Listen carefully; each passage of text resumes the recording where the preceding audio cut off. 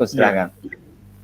Ya, selamat malam para pemirsa dan peserta di webinar ini. Rahayu, terkait dengan penyelenggaraan pendidikan kepercayaan bagi peserta didik atau siswa penghayat, sebetulnya memang ini perjalanan panjang gitu ya, dan perjuangan panjang. Karena kalau dilihat dari kan mulai diterapkannya pendidikan agama itu kan tahun 1967 ya, karena sebelumnya itu pendidikan budi pekerti, jadi pendidikan agama mulai 1967. Kemudian semua agama ya, kecuali mungkin yang Konghucu mungkin belakangan juga sama dengan kita. Nah, yang lainnya kan dapat pelajaran di sekolah itu gitu ya. Minimal kan pendidikannya itu tidak diwajibkan atau tidak dipaksa mengikuti pendidikan agama yang tidak sesuai dengan ajarannya gitu ya, tidak sesuai dengan kepercayaan yang dianutnya. Nah, perjalanan panjang ini ya ternyata dengan mulai tahun 2016 dan prakteknya sebetulnya di 2017 baru masyarakat peserta didik penghayat kepercayaan dapat mulai mengambil mata pelajaran agamanya itu adalah dengan pendidikan kepercayaan, jadi tidak dipaksa lagi. Jadi dari 67 ke 2017 berarti ada 50 tahun kita dipaksa untuk berjuang agar dapat pendidikan yang sesuai dengan keyakinan gitu ya. Nah, jadi keberuntungan dengan munculnya Permendikbud nomor 27 tahun 2016 yang diterbitkan tanggal 1 Agustus tahun 2016 gitu ya. Jadi dari situlah kita mulai mengkonsolidasi dan bekerja sama dengan Kemendikbud juga untuk mengimplementasikan peraturan menteri ini. Jadi setelah 2017, sekarang 2022 berarti sudah berjalan 5 tahun.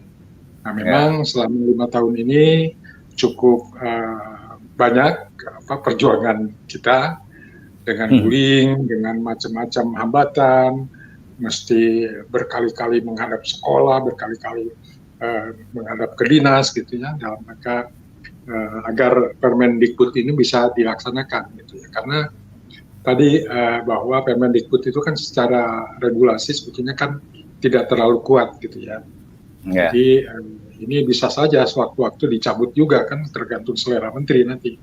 Nah, karena masalahnya di payung hukum kita tidak ada klausul atau pasal yang mengatur tentang pendidikan kepercayaan.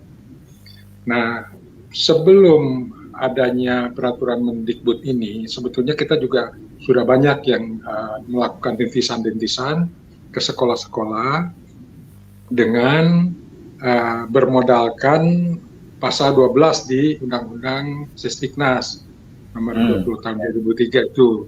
Karena di pasal 12 kan dinyatakan bahwa pasal 12 ayat 1 butir A itu kan ada klausul atau bunyinya setiap peserta didik pada setiap satuan pendidikan berhak mendapatkan pendidikan agama sesuai dengan agama yang dianutnya dan diajarkan oleh pendidik yang seagama. Nah, modal pasal inilah yang kami perjuangkan dan kami melakukan lobby-lobby ke sekolah-sekolah agar kami juga penghayat diberikan layanan pendidikan gitu ya, yang sesuai dengan agamanya. Karena kalau di pasal ini itu tidak bisa, tidak boleh Islam misalnya mengajarkan kami atau Kristen mengajarkan penghayat, kan itu tidak sesuai dengan agama yang dianutnya gitu.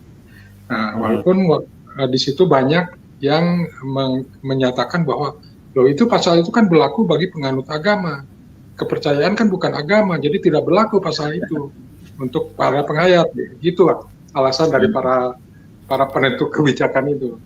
Nah, waktu itu kan kami bilang, ya kalau begitu berarti ada kekosongan hukum. Kalau ada kekosongan hukum, kan negara tidak boleh membiarkan.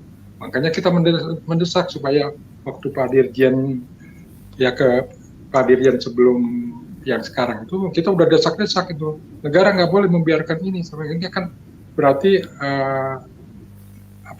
itu tindakan yang tidak benar kalau membiarkan ada kekosongan hukum. Nah, sehingga kita mendesak supaya ada peraturan menteri, maka tahun 2016 itulah keluar peraturan menteri gitu ya. Nah, setelah peraturan menteri kan berjalan, kemudian kan kita juga karena menyadari banyak hambatan-hambatannya gitu ya, karena dengan hanya berdasarkan peraturan menteri, nah ini kan begitu misalnya ketemu dengan permasalahan Dapodik gitu ya, ketemu dibandingkan dengan peraturan undang-undang tentang guru dan dosen, itu kan ada benturan, karena di undang-undang guru untuk melaksanakan pendidikan kan harus ada guru. Nah, guru itu kan harus pendidikan S1 dari program studi yang linear. Nah, mana mungkin ada. Nah, kalau harus memenuhi itu kan tidak akan berjalan itu peraturan menteri. Nah, sehingga kita mencari jalan bagaimana berkompromi dengan Kemendikbud, akhirnya diambil salah satu affirmative action-nya itu adalah dengan mengistilahkan sebagai penyuluh. Gitu.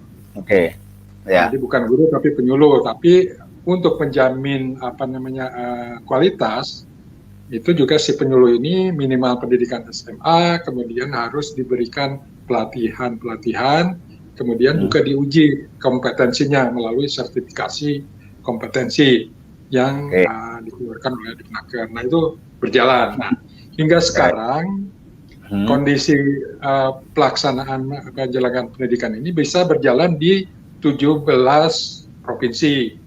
Jadi kalau dilihat dari jumlah provinsi di Indonesia, 16 sebetulnya, karena yang Bali masih belum ada muridnya. Nah, jadi ada 16 provinsi dari 37 provinsi. Berarti kan kalau dilihat persentase berarti 43% provinsi di Indonesia sudah melaksanakan penyelenggaraan pendidikan kepercayaan.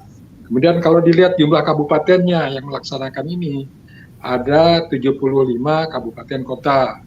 Dibandingkan dengan jumlah kabupaten kota yang 514, berarti sudah 15% kabupaten kota yang menyelenggarakan pendidikan kepercayaan. Nah, itu, jadi sebetulnya sudah cukup meluas gitu ya. Apalagi kalau nanti Maluku masuk, terus Papua masuk, NTT digarap semua. NTT kan baru Sumba aja yang digarap, padahal di Pulau Sabubai ada, di Pulau Proles ada, gitu banyak. Jadi baik, Pak Agus.